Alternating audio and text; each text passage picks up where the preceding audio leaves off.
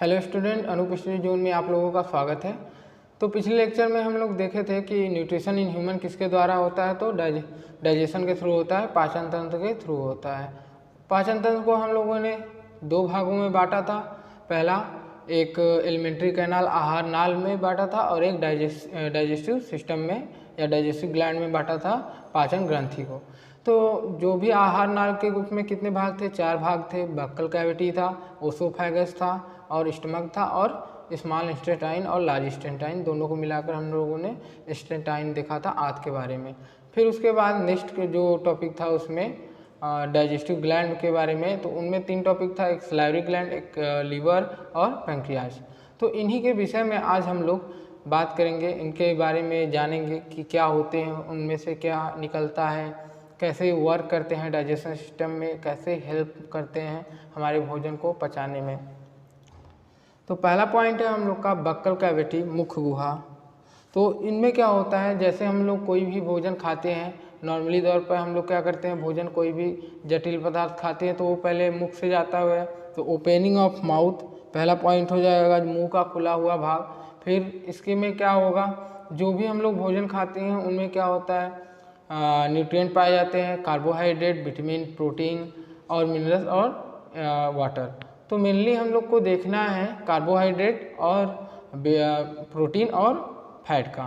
Fat मतलब वसा। जो कार्बोहाइड्रेट होता है उसको हम लोग जनरली स्टार्च बोलते हैं, यहाँ पर स्टार्च के फॉर्म में यूज करेंगे। तो जब हम लोग मुख से अपना भोजन खाते हैं, ग्रहण करते हैं, तो उनमें क्या होता है, यहाँ से डाइजेशन स्टार्ट होता है, पाचन का यहीं से शुरुआत होता है। कैसे यहाँ से जानेंगे शुरुआत होता है, जब हम लोग मुख में भोजन को क्या करेंगे, ग्रहण करेंगे, तो हमारे मुख के अंदर क्या होता है, दांत पाए जाते हैं। दांतों का वर्क क्या होता है, उसको भोजन को क्या होता है, पीसना और चिकना बनाना। तो ग्रीडिंग ऑफ फूड और लुब्रिएंट ऑफ फूड, भोजन को पीसना और चिकना बनाना।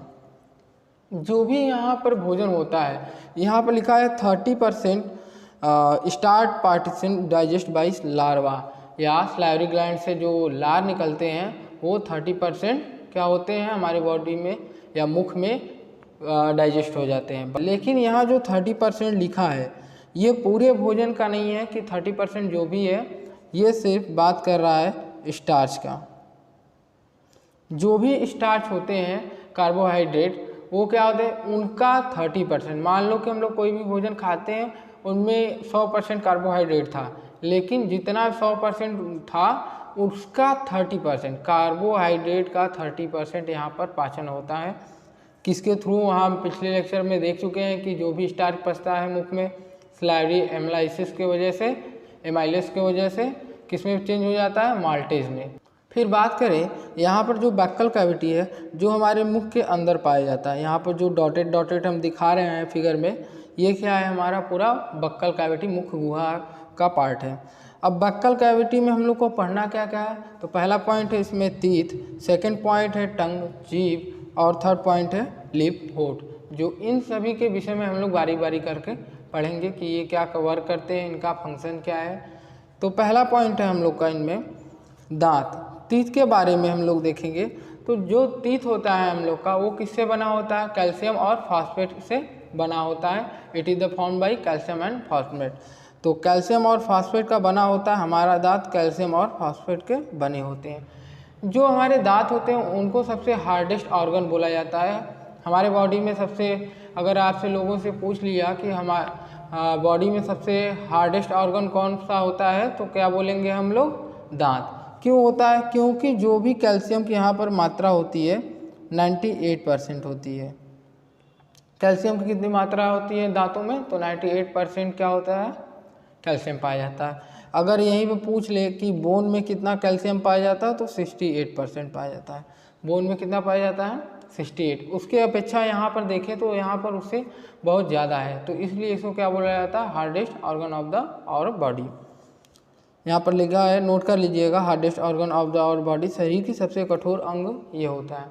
फिर इसके बाद हम लोग बात करें तो स्टडी ऑफ टीथ, दांतों का अध्ययन किसमें किया जाता है, तो ओडोंटोलॉजी में किया जाता है। यहाँ पर लिखा है ओडोंटोलॉजी में। यह कोई पूछ ले पेपर में आ गया तो स्टडी ऑफ टीथ, तो कौन करता है, ओडोंटोलॉजी।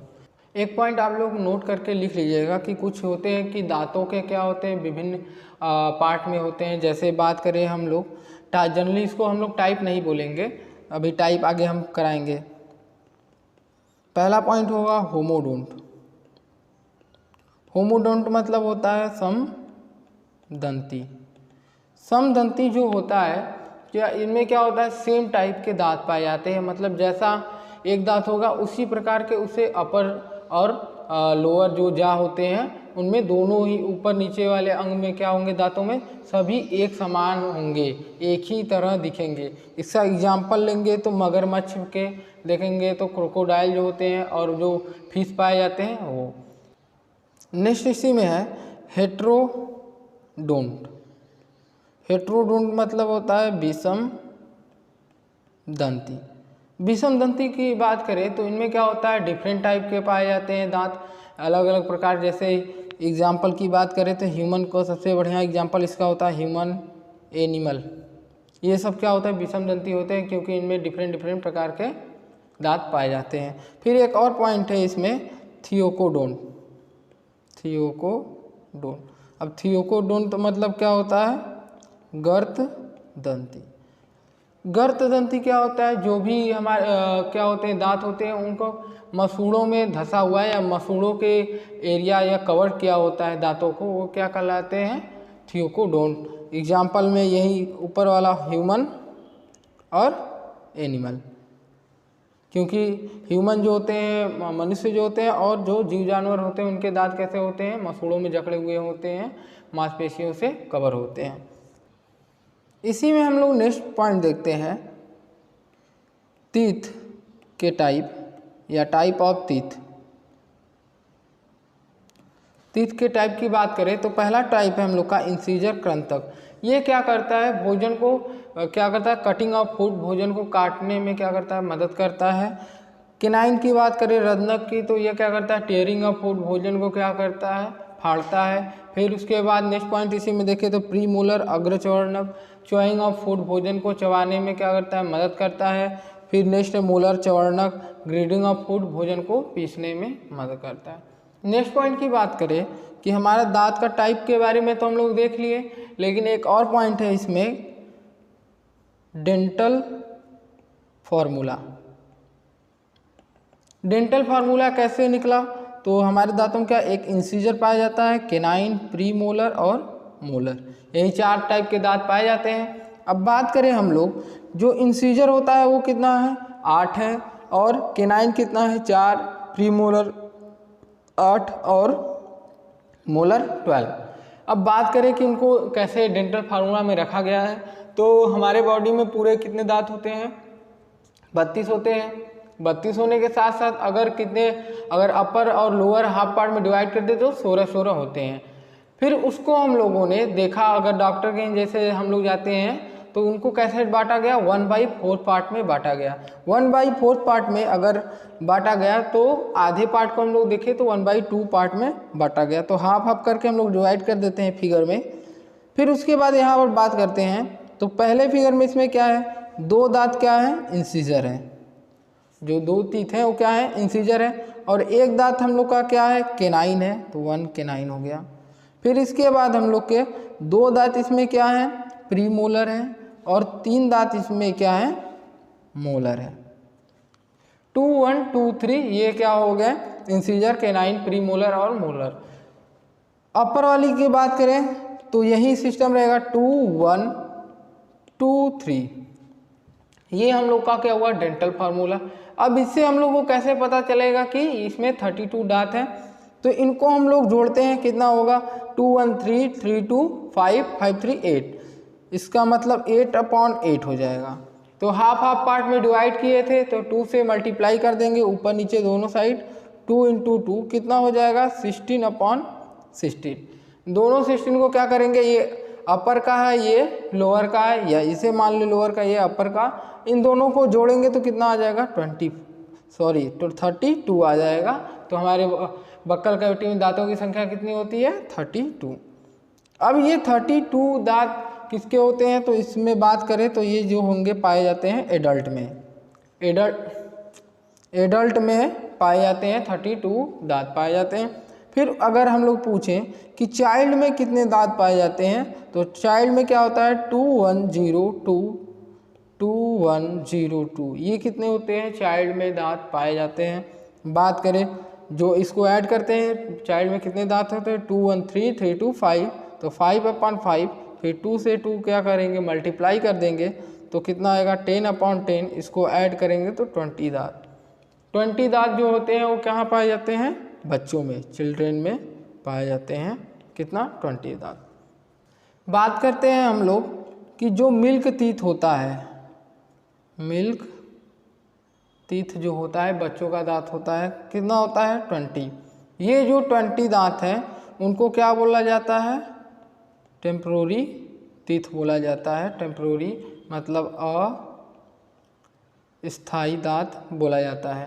अस्थाई दांत इनको बोला जाता है। क्यों ऐसा बोला जाता है, क्योंकि ये जो 20 दांत हैं वो क्या होंगे, दोबारा टूटकर वापस आ जाएंगे, मतलब इनका जीवन काल 2 बार होता है। एक बार टूटने के बाद क्या होते हैं, ये फिर से दोबारा जमते हैं। लेकिन जो बचा, कितना बचा हम लोग का 12 दांत बच गया, तो ये जो 12 दांत होते हैं वो क्या होते हैं, परमानेंट दांत होते हैं। परमानेंट दांत होते हैं या स्थायी दांत होते हैं। स्थायी दांत कहते हैं इनको।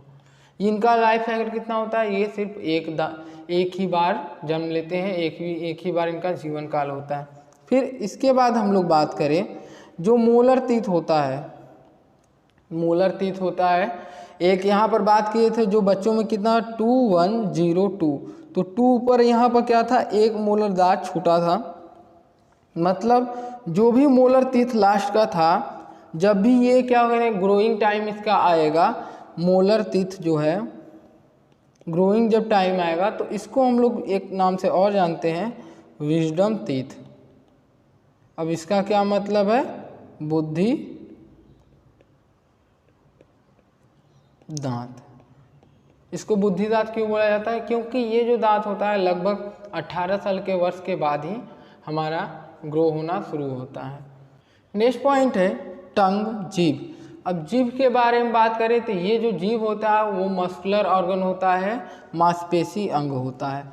फिर ये इसका फंक्शन के बारे में बात करें तो ये क्या करता है, फील द टेस्ट, हम लोग को स्वाद क्या करता है, स्वाद को टेस्ट कराता है, फील कराता है कि स्वाद कैसा है। फिर उसके बाद हेल्पिंग टू द स्पीकिंग, बोलने में मदद करता है। अब हमारे जो सलाइवरी ग्लैंड से लार निकलते हैं उनको क्या भोजन के साथ मिक्स करने में सहायता करता है, तो mix saliva in the food, भोजन को लार से मिश्रित करता है। अब जो भी टेस्ट हम लोग को आते हैं वो क्यों आते हैं, तो हम लोग को स्वाद वो क्यों आते हैं, टेस्ट बर्ड उसमें प्रेजेंट होता है, स्वाद कलिकाएँ पाई जाती हैं, उनकी वजह से क्या होता है, हमें भोजन का स्वाद का पता चलता है। We feel the taste by the taste bird, हमें स्वाद कलिकाओं के द्वारा आती हैं। अब इसमें हम लोग बात करें जो ये जीभ यहाँ पर फिगर है, जीभ की यहाँ पर फिगर है, तो यहाँ का जो आगे वाला पोर्शन होता है, फ्रंट पार्ट, क्या बोलेंगे, फ्रंट, बड़ा कर लेते हैं हम लोग फिगर को, इसको क्या बोलेंगे हम लोग, फ्रंट पार्ट। ये जो फ्रंट पार्ट है वो हम लोग को क्या, किस चीज़ का स्वाद लेने में मदद करता है, तो स्वीट का, मीठेपन का स्वाद लेने में मदद करता है। जब भी हम लोग कोई चीज़ खाते हैं, अगर इस पोर्शन पर अगर मीठा चीज़ पड़ता है तो वो क्या, किस में मदद करता है, हम लोग को मीठेपन का स्वाद कराता है। जीभ के पिछले हिस्से से हम लोग को किस चीज़ का स्वाद आता है, पिछले वाले हिस्से से, तो किसका, यहाँ पर बैक पार्ट लिख सकते हैं, बैक पार्ट, तो बीटर का टेस्ट आता है। बीटर मीन्स क्या होता है, कड़वापन, जो कड़वापन पाया जाता है उसका स्वाद आता है।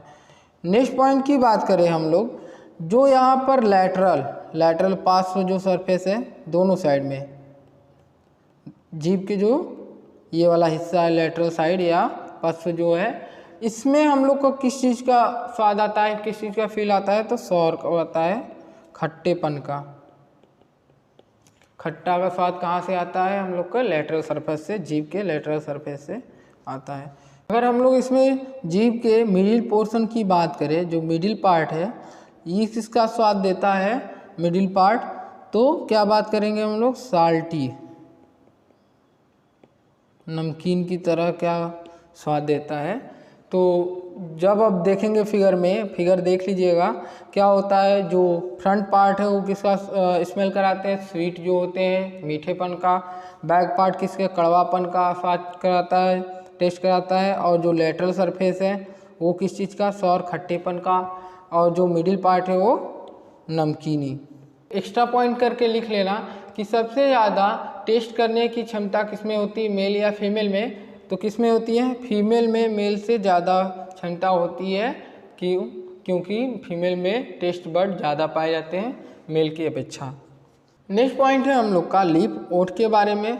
तो ओठ क्या होता है, जब भी हम लोग कोई भी भोजन को क्या करते हैं, ग्रहण करते हैं, तो उस समय चबाते समय जो भी भोजन हम लोग चबाते हैं वो मुख से बाहर क्यों नहीं आता, क्योंकि वहाँ पर लिप का वर्क, वो फंक्शन अपना कार्य करता रहता है। क्योंकि उस समय हम लोग क्या करते हैं, मुख को बंद कर लेते हैं, किसकी सहायता से, ओठ की सहायता से। तो lip not comes out from the mouth, तरल भोजन जो है वो बाहर नहीं आ पाते हैं। जो लिप होता है वो ऑयली नहीं होता, यही एक अंग है हमारे बॉडी में जो कि ऑयली नहीं होता। इट इज़ नॉट ऑयली, यह तेलीय नहीं होता है, तेली पदार्थ इसमें नहीं होते हैं, इसलिए ये क्या होता है, सूख जाता है। नेक्स्ट पॉइंट की बात हम लोग पढ़ें तो नेक्स्ट पॉइंट है हम लोग का ओसोफेगस, ग्रास नली। ग्रास नली का वर्क क्या होता है, जो ये ग्रास नली है इसको एक और नाम से जाना जाता है, क्या, फूड पाइप, भोजन नलिका इसका एक अदर नाम है। ओसोफेगस का कोई पूछ लिया ग्रास नली का क्या नाम है, तो फूड पाइप हम लोग बताएंगे। इसका वर्क क्या होता है, इसमें कोई भी डाइजेशन नहीं होता है, पिछले लेक्चर में भी हम लोग देखे थे, इस लेक्चर में भी बात कर रहे हैं। इसका वर्क क्या होता है, कोई भी डाइजेशन इसमें कंडक्ट नहीं होता है। इसका स्ट्रक्चर कैसा, ट्यूब लाइक होता है, ये देखने में ही ऐसा लग रहा है, इसका स्ट्रक्चर कैसा है, ट्यूब लाइक है। अब बात करें, ये जो इसका लोअर पार्ट है यहाँ पर, ये किससे अटैच है, स्टमक से। तो lower part connect with stomach, निचला भाग क्या होता है, अमाशय से जुड़ा होता है। अगर इसकी लेंथ की बात करें, तो 25 सेंटीमीटर इसका लेंथ होता है। बात करें हम लोग जो ये ओसोफेगस है, फूड पाइप, तो इनमें क्या होता है, जब भी हम लोग कोई भी भोजन, मान लो भोजन को कड़ खाते हैं, तो ये डक करके नीचे आता है। क्यों, क्योंकि इसमें पेरिस्टेलेसिस मोशन होता है, क्रमाकुचन गति इसमें पाया जाता है। जैसे हम लोग कोई भी भोजन खा रहे हैं तो ये ऊपर से प्रेस करेंगे तो ये डक के नीचे आएगा, डक करके इसी तरह नीचे आते हैं। जैसे हम लोग पिछले वीडियो में देखे थे कि जहाँ भी भोजन जा रहा था वहाँ क्या हो रहा था, उसका प्रेशर अधिक होने की वजह से वो फूल जा रहा था। तो उसी तरह इसमें क्या होते हैं, डक करके ये भोजन नीचे आते हैं, क्रमाकुचन गति के द्वारा नीचे आते हैं। नेक्स्ट पॉइंट की बात करते हैं, स्टमक, अमाशय की। तो अमाशय का स्ट्रक्चर कैसा होता है, तो जे शेप लाइक होता है, जे शेप। यहाँ पर जे लिखने का मतलब है अल्फ़ाबेट वाला ही जे है, यहाँ पर जो ABCD हम लोग पढ़ते हैं, तो जे शेप इसका स्ट्रक्चर होता है। देखने में भी देखो यहाँ पर लग रहा है क्या, ये जे शेप का बना हुआ है। फिर इसका कलर कैसा है, कलर भी आपको दिख रहा है कैसा है, रेड है, दिखने में कैसा है, रेड है, सॉरी यहाँ लिख नहीं रहा है, तो यहाँ पर क्या है, रेड कलर है इसका। फिर इसके बाद हम लोग बात करें जो इसका लोअर पार्ट होता है, निचला हिस्सा, निचले हिस्से में क्या पाया जाता है, पाइलोरिक। पाइलोरिक से क्या होता है, गैस्ट्रिक ग्लैंड निकलते हैं। गैस्ट्रिक ग्लैंड में क्या पाया जाता है, गैस्ट्रिक जूसेस पाए जाते हैं। जठर ग्रंथि में जठर रस पाया जाता है। जो जठर रस है, गैस्ट्रिक जूसेस है, उनमें से सिक्रीशन किसका होता है, पेप्सिन, रेनिन, म्यूकस, HCl। बारी बारी से स्टमक का अगर फंक्शन हम लोग देखें तो जो भी ये फंक्शन है, पहला A point, convert food as a gastric, sorry यहाँ गैस्ट्रिक नहीं रहेगा, एसिडिक बना लीजिएगा, एसिडिक, ठीक है। इनका जो नेचर होता है, कोई भी भोजन हम लोग खाते हैं तो उनको किस में चेंज कर देता है, एसिडिक, अम्लीय में चेंज कर देता है, इनका वर्क होता है। अब जब भी हम लोग भोजन खाते हैं तो जो भी बैक्टीरिया होता है उनका वर्क क्या होता है, किल कर देता है। बैक्टीरिया क्या करता है, मार देता है, किलिंग ऑफ बैक्टीरिया, जीवाणु को मारता है। अब भोजन का एक और वर्क होता है, जो भी भोजन हम लोग खाते हैं पेट में जाने के बाद स्थिर होता है तो उनको क्या करता है, सड़ने से बचाता है, control the decay of food, भोजन को सड़ने से बचाता है। बात करते हैं यहाँ पर जो HCl है, हाइड्रोक्लोरिक एसिड। तो हाइड्रोक्लोरिक एसिड इसका नाम है, पूरा नाम हाइड्रोक्लोरिक एसिड। इसे क्या बोला जाता है, हार्ड एसिड। हार्ड एसिड क्यों बोला जाता है, क्योंकि इसका जो pH वैल्यू है वो कितना होता है 1.4 होता है। तो 1 जिस चीज़ का एसिड का वैल्यू होगा, अगर उसको हम लोग मान लो बाय द वे पेट से निकाल कर अगर किसी के ऊपर फेंक देते हैं तो वो एसिड अटैक से भी ज़्यादा खतरनाक साबित हो सकता है। अब सवाल यहाँ पर उठता है तो पेट में होता है तो पेट क्यों नहीं फट जाता? क्यों नहीं फटता? क्योंकि ये जो म्यूकस है ये क्या करता है, मदद करता है HCl से बचाने में। किस तरह से मदद करता है? जब हम लोग के बॉडी में, जैसे बात करते हैं, जब हम लोग के बॉडी में कभी भी भोजन एंट्री करता है, यहाँ से ऊपर से ओसोफेगस से क्या होगा, भोजन एंट्री करेगा। यहाँ से ओसोफेगस से भोजन आ रहा है, तो जैसे ही भोजन इसमें एंट्री करेगा तो यहाँ पर क्या होगा, म्यूकस का लेयर बना लेता है। क्या होता है, म्यूकस का लेयर बन जाता है। म्यूकस का लेयर बनने के बाद क्या होगा, इसमें HCl रिएक्ट करेगा भोजन के साथ, उसे तोड़ेगा। सिंपल जो जटिल पदार्थ होंगे उसे सिंपलेस्ट फॉर्म में तोड़ेगा। म्यूकस का लेयर बनने की वजह से क्या होगा, एसिड से हम लोग बच जाते हैं। फिर उसके बाद अगर बात करें पेप्सिन का यहाँ पर वर्क क्या है, कि पेप्सिन का वर्क यहाँ पर बात करें तो पेप्सिन क्या करता है, प्रोटीन को पचाता है। किसको? प्रोटीन का। तो प्रोटीन का पाचन यहाँ पर कौन करता है, पेप्सिन का। पिछले लेक्चर में भी हम लोग जान चुके हैं पेप्सिन के द्वारा पेप्टोन्स में टूट जाते हैं। फिर इसके बाद एक पॉइंट है यहाँ पर रेनिन। अब रेनिन का वर्क क्या होता है, तो रेनिन जनरली छोटे बच्चों में पाया जाता है। जैसे हम लोग एडल्ट हो जाते हैं, हम लोग का रेनिन क्या होता है, हमारे बॉडी में से सिक्रीशन उसका कम हो जाता है या ख़त्म हो जाता है। बात करें जो रेनिन होता है, ये जब हम लोग दूध पीते हैं उसमें वर्क करता है। जैसे हम लोग दूध पीते हैं तो क्या होता है, जैसे छोटे बच्चों का एग्जांपल लें हम लोग, तो दूध पीते समय अगर वो कभी उल्टी कर देते हैं तो दूध का हम लोग देखते हैं थक्का बना होता है, दही जैसा बनता है। अब यहाँ पे ये नहीं कह सकते कि दूध को दही में चेंज कर देता है, यहाँ पे ये कहें दही जैसा उसका वर्क होता है, उसमें चेंज कर देता है। एक पॉइंट और है इसमें, जब हम लोग भोजन कोई भी ग्रहण करते हैं, स्टमक में वो कितने टाइम के लिए स्टे रहता है, रुकता है, तो टोटल कितने 4 आवर्स के लिए वो स्टे रहता है। किसमें? स्टमक में। जितनी टाइम के लिए वो स्टे रहता है, वो क्या करता है, भोजन को गूंथता है, भोजन को उसमें स्टे रखे रहता है। उसी को हम लोग क्या बोलते हैं, काइम बोलते हैं। ये क्वेश्चन आया हुआ है कि काइम किसे बोलते हैं, तो भोजन को जितने टाइम स्टमक में स्टे रहता है उसी को हम लोग काइम बोलते हैं। फिर उसके बाद क्या होता है, काइम डिओडेनम में चला जाता है, ग्रहणी में चला जाता है। तो नेक्स्ट पॉइंट हम लोग इसमें आगे बात करते हैं, स्मॉल इंटेस्टाइन, छोटी आंत। अब छोटी आंत के बारे में बात करते हैं। छोटी आंत की लंबाई कितनी होती है, 6 से 9 मीटर तक इसकी लंबाई होती है। तो इसकी लंबाई 6 से 9 मीटर तक होती है। अब इनमें क्या हुआ, 3 भागों में बांटा गया है। पहला डिओडेनम ग्रहणी, सेकेंड जेजुनम, थर्ड इलियम। ये 3 भागों में बांटा गया है। और जो डेंडनम होता है, अभी आगे हम लोग इसका फिगर देखेंगे तो बहुत काफ़ी अच्छे तरह से दिखेगा। यहाँ पर जो पार्ट है फिगर में, यहाँ पर देख सकते हैं डिओडेनम। यहाँ पर क्या होता है, बाइल जूस, जो भी पित्त हमारे लीवर से सिक्रीट होते हैं वो डिओडेनम में मिलते हैं, और जो पैंक्रियाज से निकलते हैं वो भी डिओडेनम में निकलते हैं। तो यहाँ पर क्या होता है, अगर इसके हिसाब से चर्चा करें तो इसका क्या होता है, अपर पार्ट होता है। बोले अपर पार्ट इसका, स्मॉल इंटेस्टाइन का अपर पार्ट होता है। इमल्सिफिकेशन कराता है, इमल्सिफिकेशन ऑफ फैट। छोटे छोटे पार्ट में फैट को क्या करता है, तोड़ता है। इसका वर्क होता है छोटे छोटे पार्ट में तोड़ना।